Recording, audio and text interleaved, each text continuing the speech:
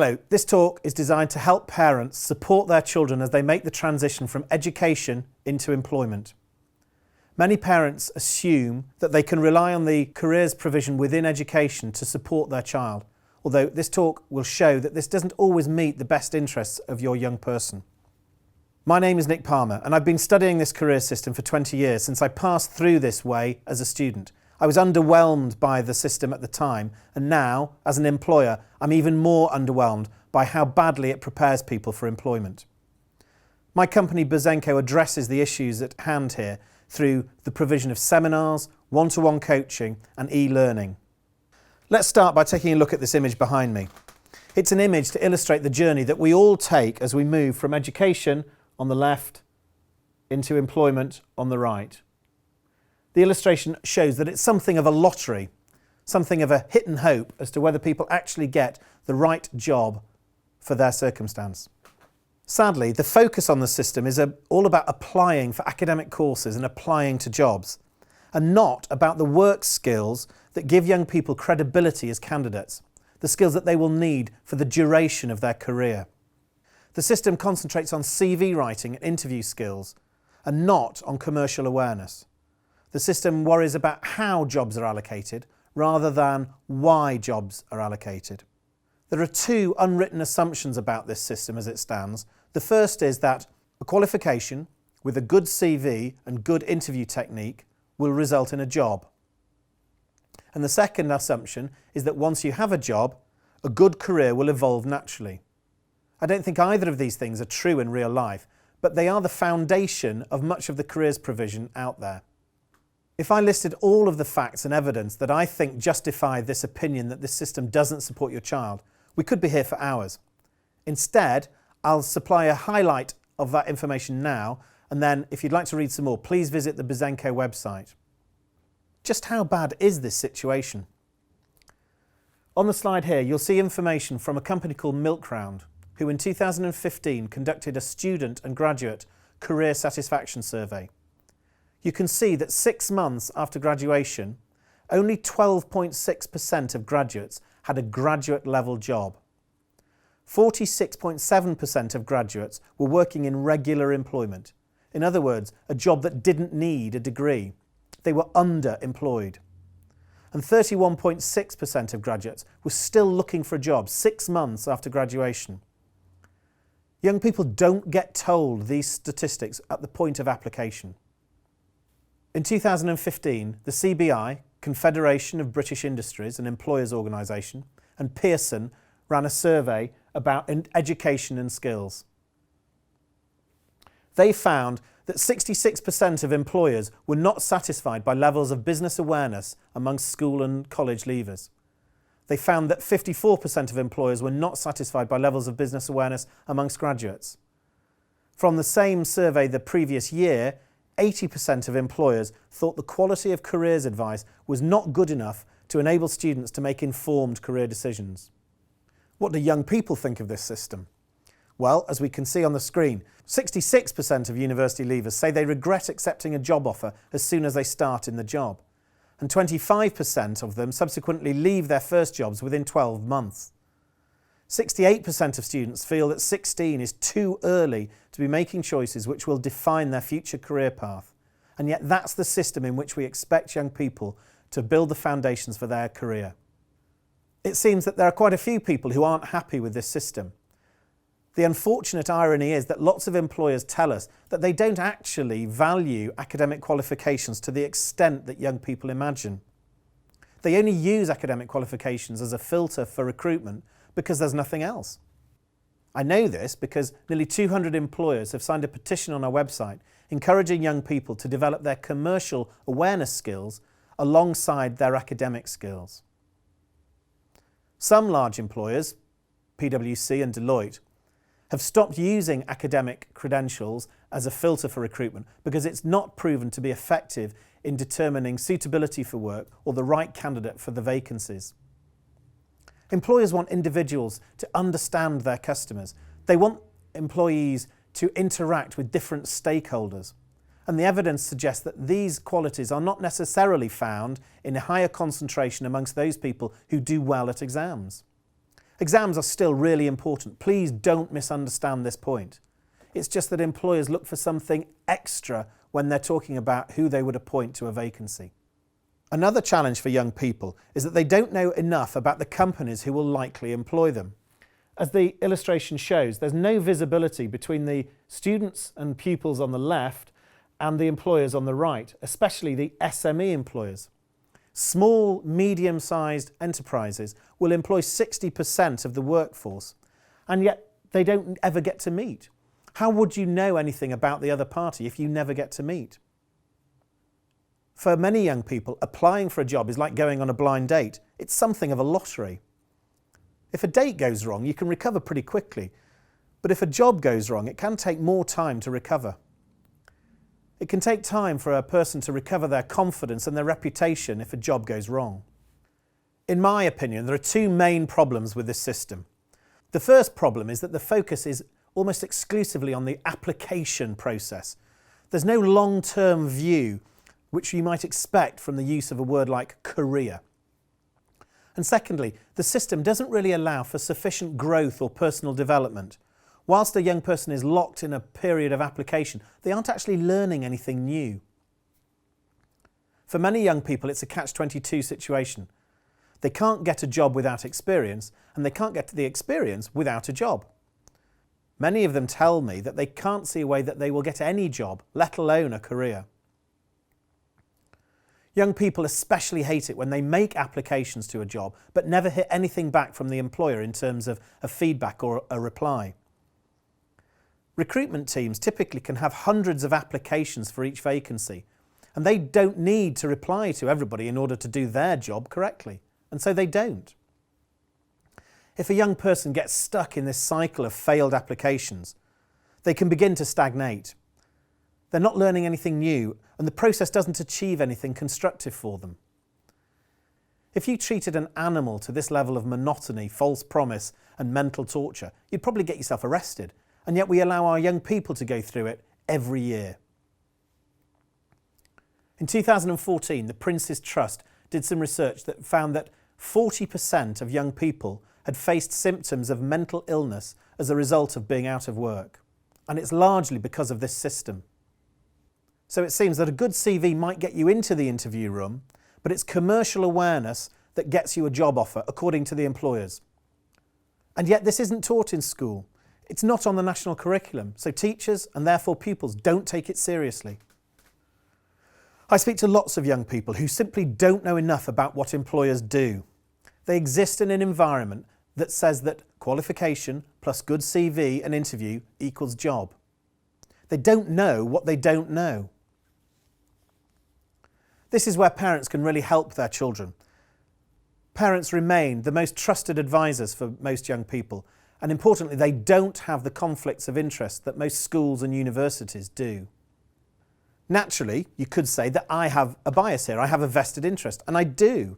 But I think if we align my vested interest with your vested interest and the vested interest of your child, then we can do better for your young child than this system. The interests of schools and universities are to do with funding and league tables.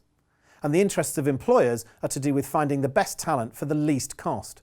They simply aren't aligned either with each other or with the best interests of your child. To prove this point about misaligned interests, let me read you some comments that I found from different stakeholders in this system whilst I was researching this company. I spoke to a number of employers.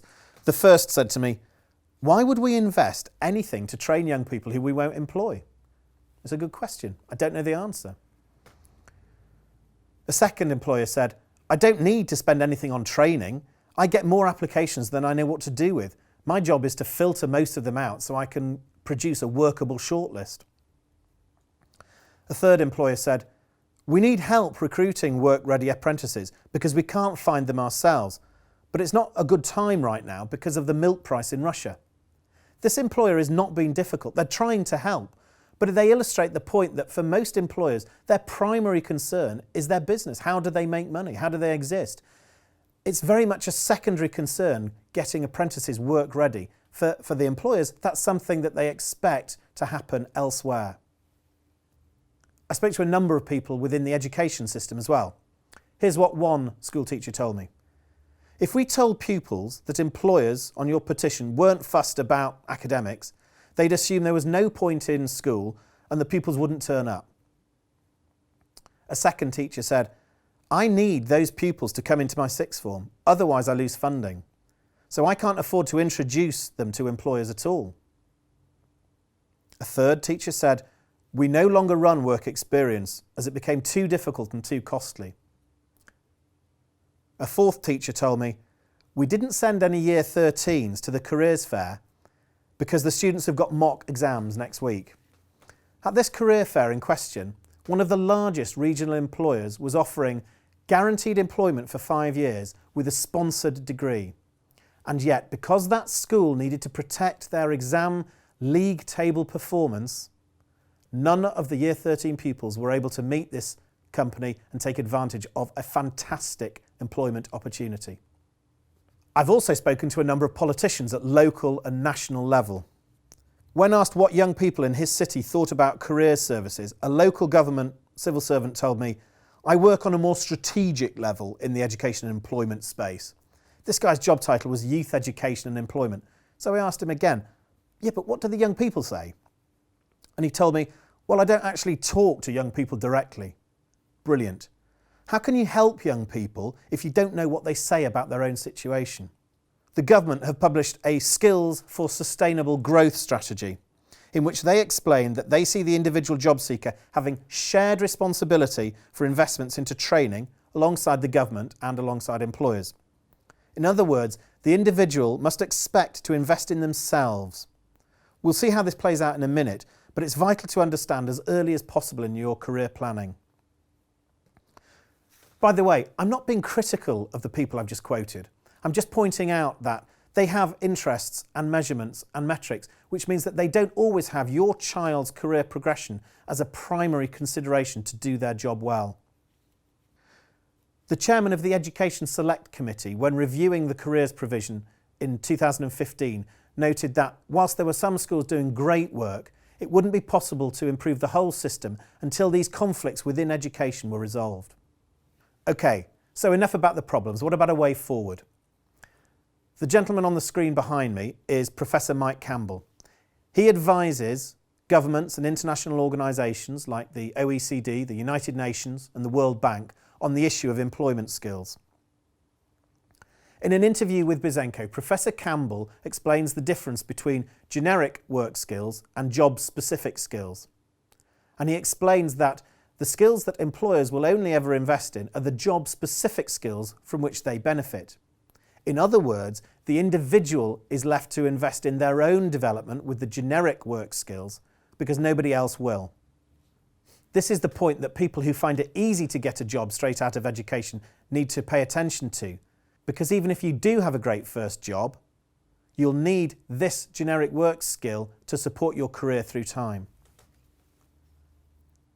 BIZENKO just completed a survey of 1,000 parents of young people aged between 16 and 23. Only 33% of parents thought that the individual had any responsibility for the development of their own career. But wait a minute, governments and employers tell us that they're not going to pay for this development, and yet no one seems to have told the young people or their parents. At least if they have, only 33% of the parents have understood the message. But there is some hope. We might not know what the jobs of tomorrow look like, but we do know how they will be funded and measured. And my personal belief is that if you teach these commercial skills and habits, you allow the young people to take control of their own destiny. Fortunately, it's not just me who thinks so. I'm about to show you a video from a man called Ray Piggott. Ray started his career as an apprentice in heavy engineering and ended up as the CEO of a multinational company. He's experienced the whole range of career development, and he's even written a book about how to make people better prepared for employment. Hello, I'm Ray Piggott. Let me tell you a little bit about myself. I left school at the age of 17 following a state education. I did not go to university, and I signed up for an apprenticeship in heavy engineering. At the other end of my career, I was chairman and chief executive of a telecommunications company with a turnover of £165 million, with 2,000 employees and 55 offices around the world and 5 factories. In between times, I conducted business in many countries in the world, and as a result learned at first hand how business is conducted in those countries. The most notable one, of course, being North America. What I discovered was that British engineers and British workers have all of the talents to compete with these other countries, perhaps more so in many, but do not yet take on board the commercial aspect that's necessary to be successful in today's very, very competitive world. Why is this commercial dimension to our career important? You know, it's very tempting to do the job that our employer has employed us to do and to do no other. You do your job on a very narrow front the company's asked you to do, and you can probably do that for quite a considerable period. You're then doing what the company wants and the company's pleased, which is good for the company. But what has it done for you? It means you're operating your career on a very narrow front, and you will at one day become vulnerable because technology will move on or the company will move on and you are still left. You've not added to your skill set. So in your own long-term career interests, you need to add other dimensions to your basic skill set. What do these other departments in the firm do? What does HR do? What does marketing do? What does sales do? What does technical support do? What do all these different people do? The more you arm yourself with the knowledge of what they do, then the more valuable you are to the company that employs you, and perhaps more importantly, the more valuable you are to yourself when you want to go out onto a wider marketplace.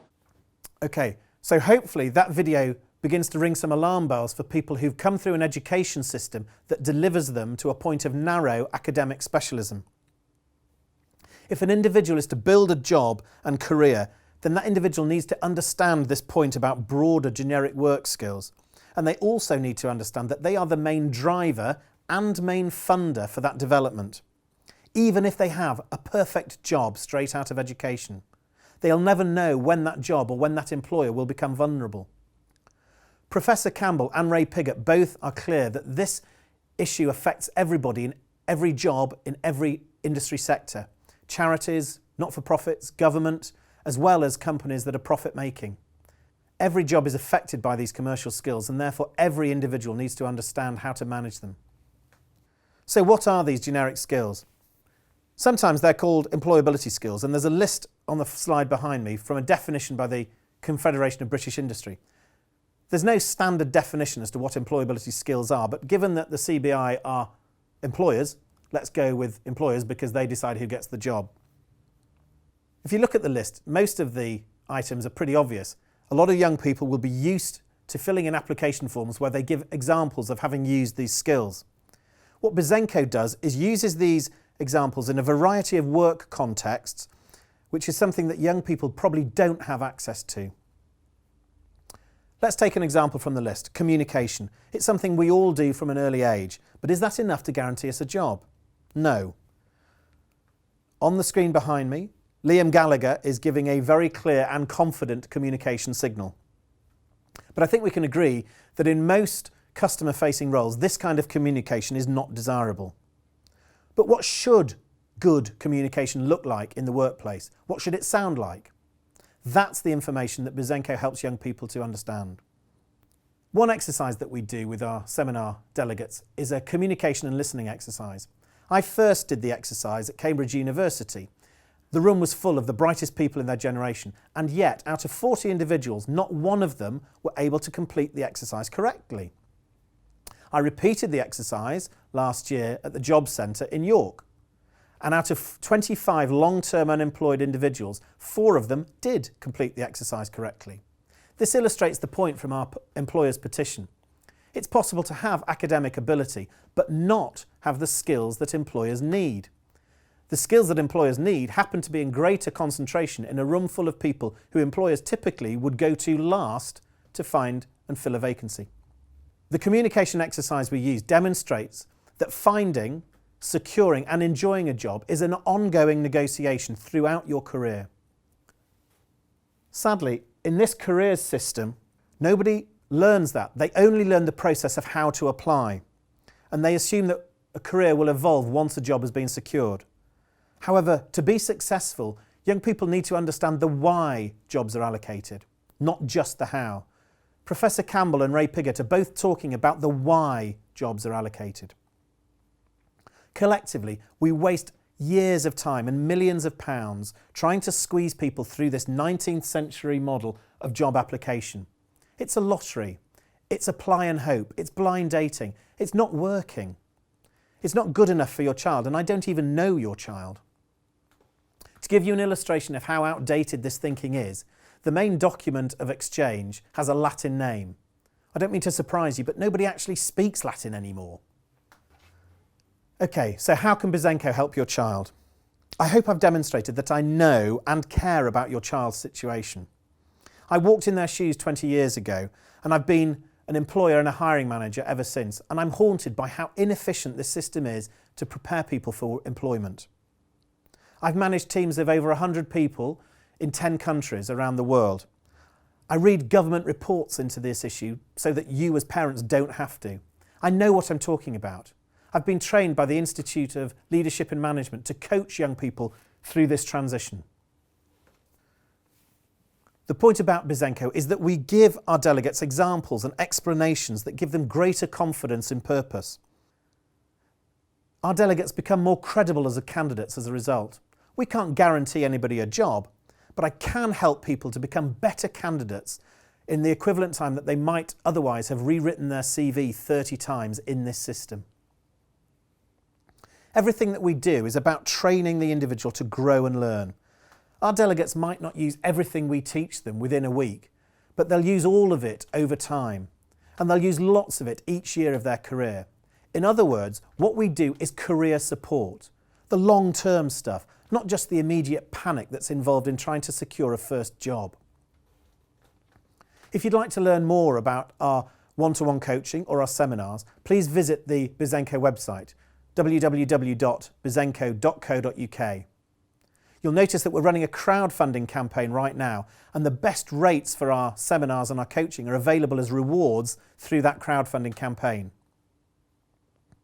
If you're an employer and you've liked what you've seen in this talk, please also visit the website and sign our employer's petition, and also, if you're able, donate to the crowdfunding campaign. Many of the young people we work with have already left education and they need this help, but by definition, because they're unemployed, they can't afford it themselves. We have a social enterprise company, a sister company that delivers this training, and with your donations we're able to make that happen. If you're an employer and you've liked what you've heard and seen, please also visit our website. Our sister company, BIZENKO Social Enterprise, delivers this training and coaching for unemployed people who've already left education. By definition, as unemployed people, they're not able to access this kind of training and they can't fund it themselves. But with your donations as employers, we are able to help them. Thank you. I'd like to leave you with a testimonial from one of our delegates who happens to have been in Year 12. It pretty much sums up both the need for this training and also the appreciation that the young person felt. They said, "Of all the events I've had to go to at school, this has been the most worthwhile." Thank you.